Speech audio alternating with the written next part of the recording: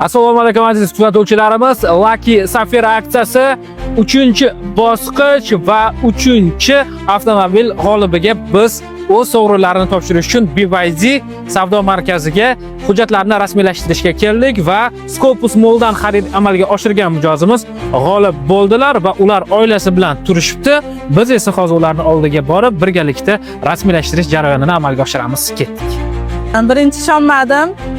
Qo'nurga qo'yilgan to'g'risini aytsam bilmadim. Xo'jayilimga podarkaga telefon olgandim-da. Keyin ham mehmonlar bilan ovora bo'lib, esimdan ham chiqib ketdi. Lekin mana haqqoniy ekan, rasmiylashtirgani keldik. Sizlarga ham rahmat, ishingizga omad, iloyim.